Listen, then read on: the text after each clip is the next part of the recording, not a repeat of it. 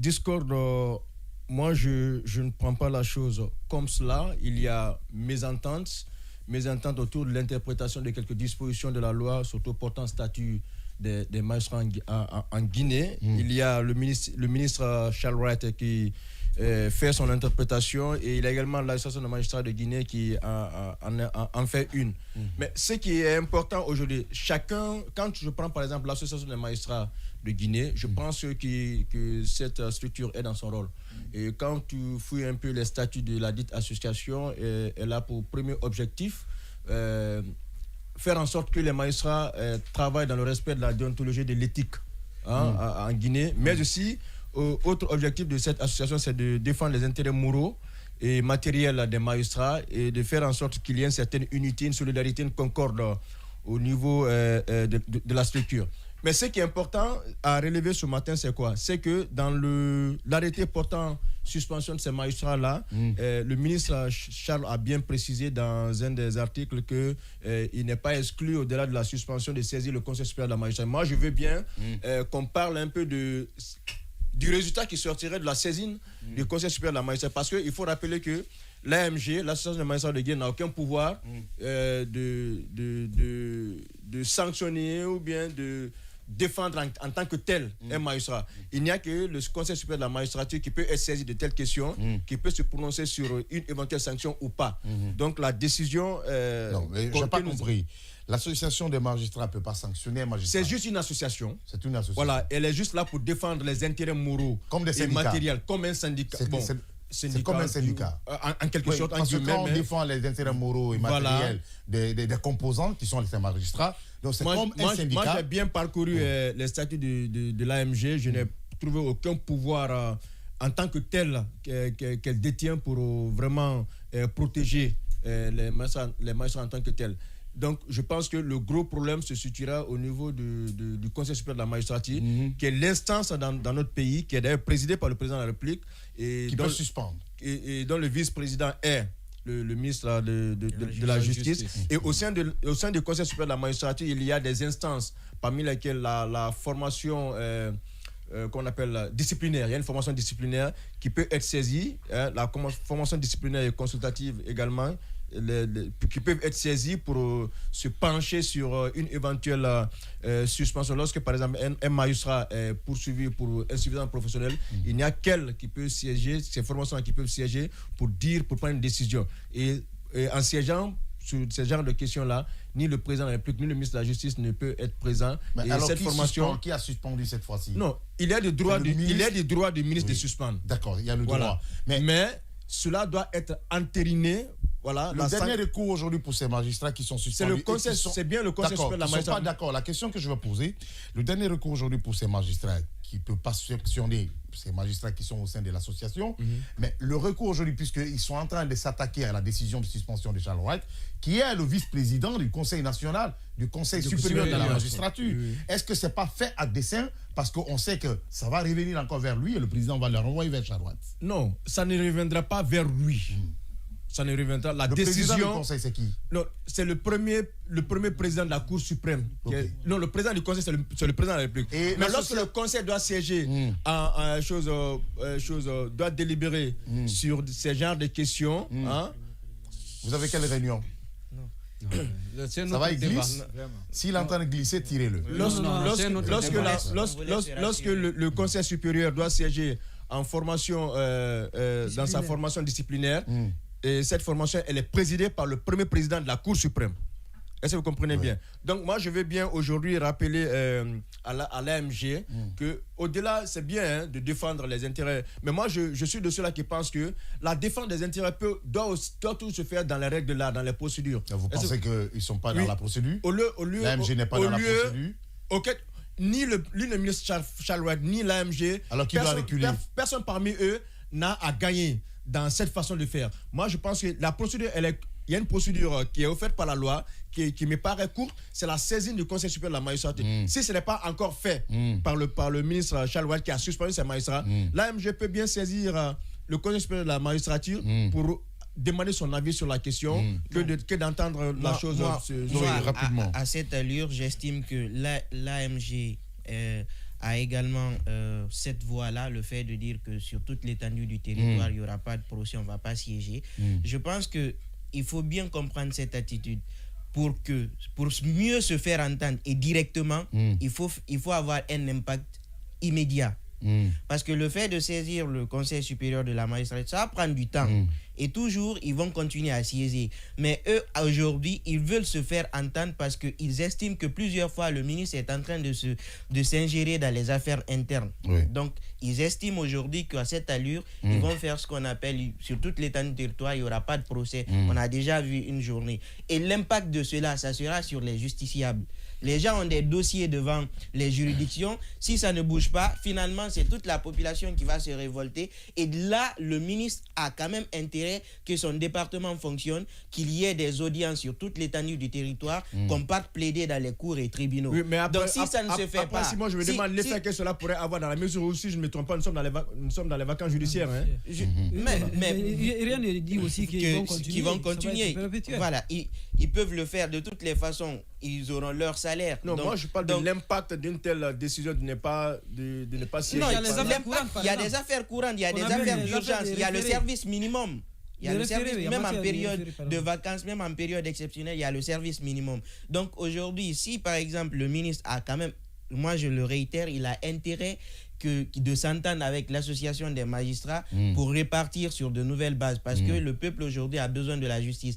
Mais de l'autre côté, même lorsque vous prenez l'arrêté de suspension, il y a des articles visés, on l'avait évoqué la fois passée, qu'en tout cas qui ont été décriés. Donc il faut le rappeler que moi aujourd'hui, je ne dis pas d'emblée que l'association des magistrats a raison ou tort, mais j'estime quelque part il y a quand même une petite force du ministre à s'ingérer quand même dans les affaires internes des magistrats. Ça, il faut le dire honnêtement. Et aujourd'hui, il n'a rien à gagner dans cette discorde. Plutôt, il a intérêt que les magistrats soient rétablis dans leurs droits et que tout travail... On peut par endroit parler d'ingérence par moment, hein.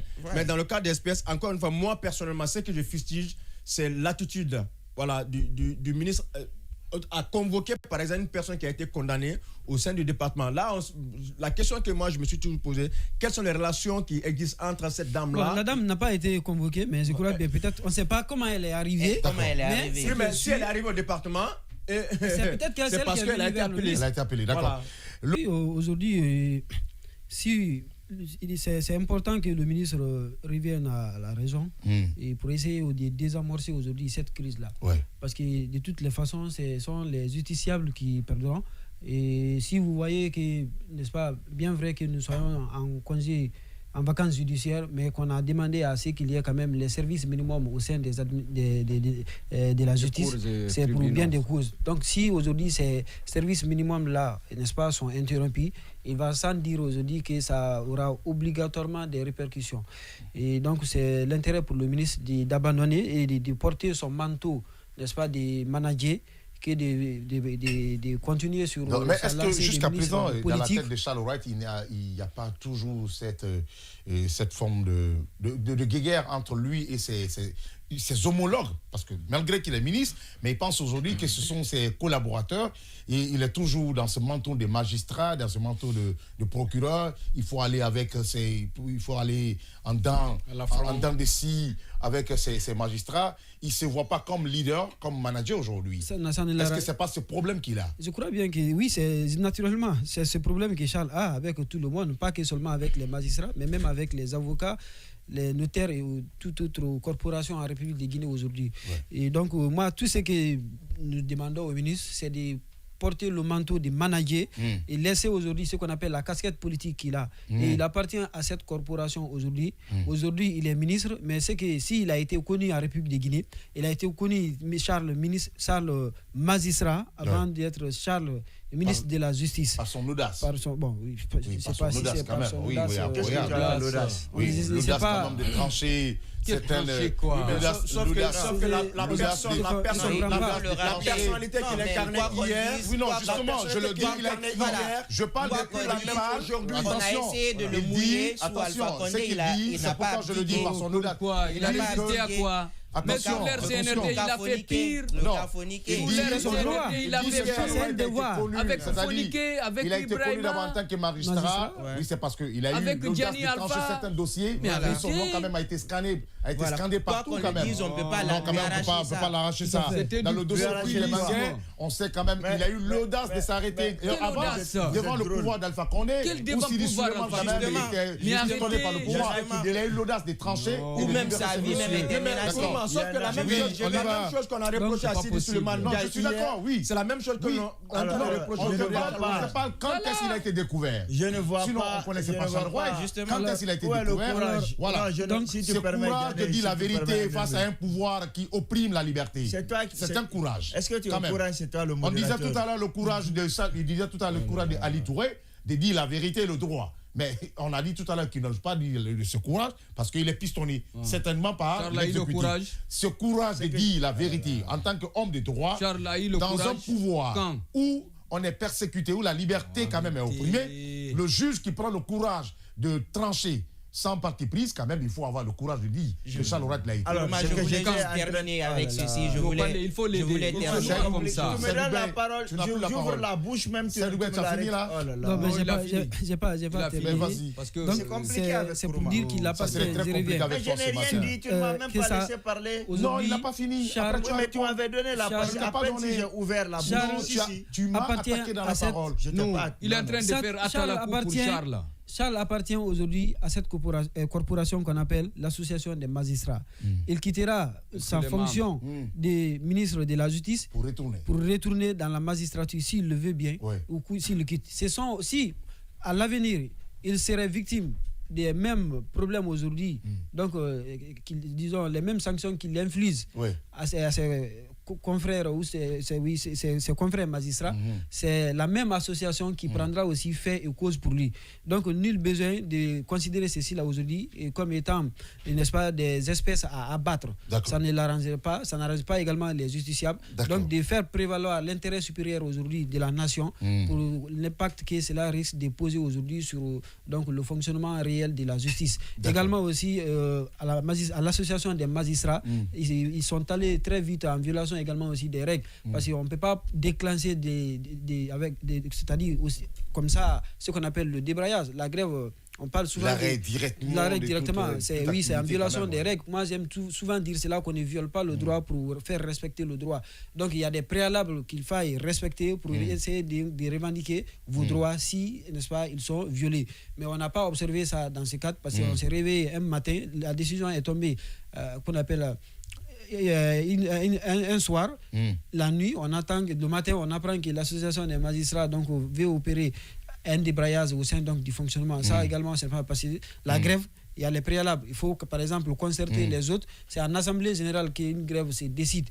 Donc l'association des magistrats également aussi devrait se prémunir de cela. Qui ne se sont pas réunis en assemblée générale. C'est la nuit, ils se sont réunis. Non, pas la nuit. Nous, on a reçu l'information ici très tôt. Donc ils étaient préparés donc, pour à l'éventualité. On a reçu l'information ici avant 18h. C'est ce que j'ai dit. Pour dire que l'association des magistrats ordonne la cessation de toute activité. Oui, et ils étaient même venus le même jour. Voilà, donc ce sont les actes préparatoires. On peut pas, nous, on ne considère pas ça comme ça. Bien sûr. Après l'intervention, il fallait même annoncer à partir de tel délai. C'est des magistrats aguerris, vous n'avez rien à les apprendre. C'est des doyens qui maîtrisent.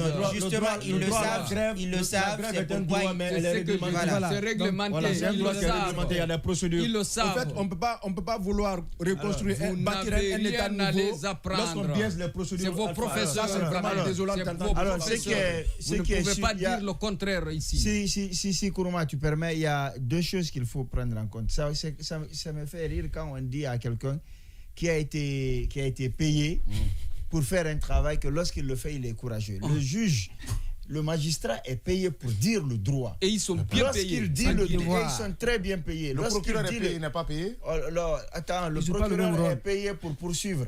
C'est différent, ils ont des fonctions. Non, attends. Ils ont des fonctions différentes. Le magistrat est payé pour dire. Ils sont tous des magistrats. Ils sont tous des magistrats. Non, je veux dire le juge du siège, le juge est payé. Alors, le juge est payé pour dire le droit. Point barre. En dernier ressort, le procureur, lui, il est payé pour prendre les malfaiteurs et les extirper de la société. Ils ont des rôles différent. Lorsque quelqu'un est payé pour faire un travail et qu'il le fait correctement, où est le courage dans ça? C'est celui qui n'a pas fait correctement le travail, c'est lui qui a trahi. En plus, là, on parlait de Charles, qui était juge et qui n'était pas connu, qui cherchait à sortir la tête de l'eau. C'est lui qui a condamné Lansana Camara. Depuis qu'il est connu. Non, ce que je veux dire. Bien entendu. Charles, depuis qu'il est ministre là, combien il est, n'oubliez pas, ministre de la Justice.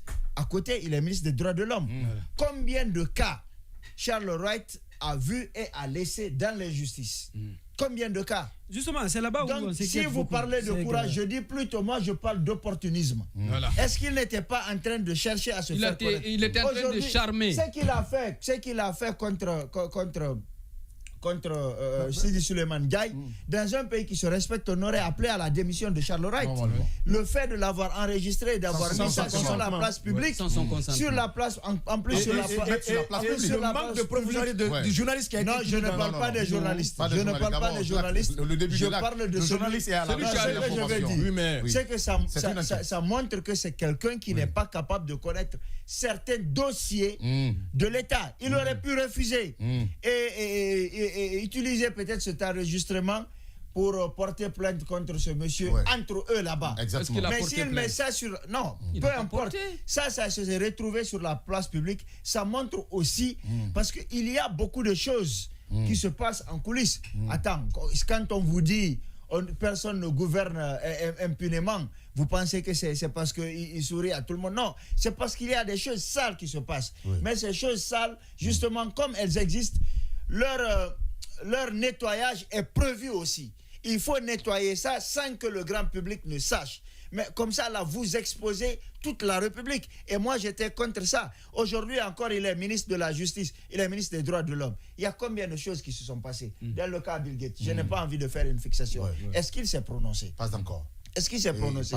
Ce qui se passe dans plusieurs dossiers, dans le cas de docteur Ibrahim Kourouma, où le juge dit ça fait 15 mois qu'il est détenu illégalement. Est-ce que le ministre des Droits de l'Homme s'est bougé? S'il s'était bougé, alors qu'on sait que ces gens-là ont des problèmes avec non pas que la justice, mais aussi le CNRD, on allait dire Charles est courageux, il est capable de prendre des décisions contre même son président. Mais comme ça, là, non. C'est l'analyse de l'autre chroniqueur qui dit Charles Wright serait courageux, comme par le passé, s'il était encore juge à Dubrika. La fonction change l'homme. Même Charles est un homme, donc la fonction change Charles. C'est du cinéma. Rapidement. Le problème aujourd'hui de ce dossier, c'est la célérité avec laquelle le dossier est arrivé ici. Parce que, Paul l'a rappelé tout à l'heure là, aujourd'hui, il y a des individus qui sont détenus en prison. Qui dans leurs droits ont été bâillonnés. Le droit de l'homme ne s'est jamais bougé. Ils ont crié sur tous les toits. On parle maintenant du ministre du droit de l'homme. On est allé arracher Damaro dans son lit d'hôpital. On l'a interrogé. Il y a Kassouri qui a subi le même cas. Mais curieusement, c'est un dossier qui se trouve du côté du tribunal de première instance de l'Abbé, dont le juge n'a même pas fini de statuer sur la dessus. Il ne rentre même pas dans son bureau. On apprend que des individus ont fait incursion pour aller prendre, chercher, fouiller, disons, à la trousse de ces dossiers là-bas. Sorti, après le 19e, il rend son délibéré. On l'appelle à Conakry, donc pour venir encore se justifier sur les motifs de cette décision. Alors que ces motifs sont clairs même dans sa décision ici. Mais il y a eu vraiment une mascarade dans cela. Et l'association des magistrats fondée aujourd'hui à combattre cette injustice. C'est une injustice sans pareil. La précision par rapport à ce juge, il faut rappeler que quand il a été convoqué, on ne lui a pas signifié que c'est pour se justifier. Et quand il est arrivé à Conakry, c'est au bureau qu'on lui a demandé de se justifier sur ce qui s'est passé à l'Abbé. Oui, il a rencontré. Quand ça a été fait, quand on lui a posé la question, il a été surpris de voir la dame, ils sont montés ensemble et tout ça.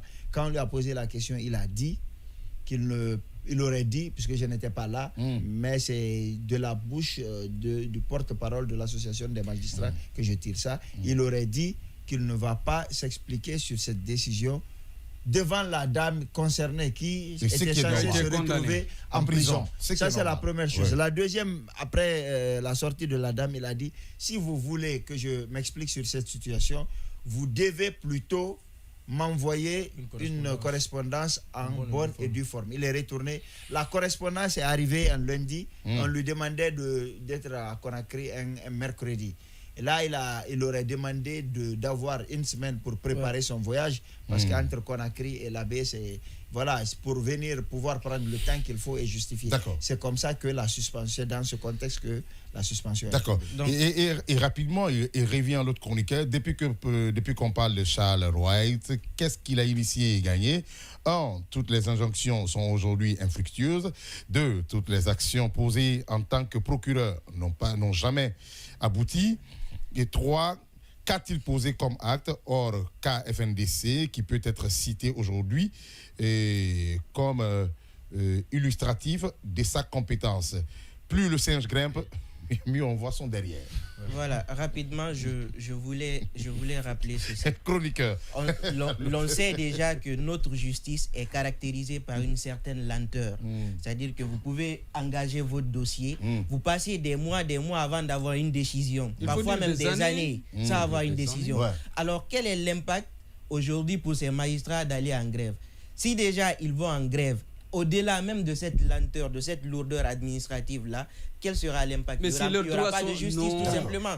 Il y aura des dossiers qui vont finir 10 ans après, on aura la justice. D'accord. Nous allons partir rapidement avec le deuxième sujet. Maman, le syndicat du peuple, nous allons partir rapidement, on n'a pas trop de temps. S'il te plaît, nous allons partir.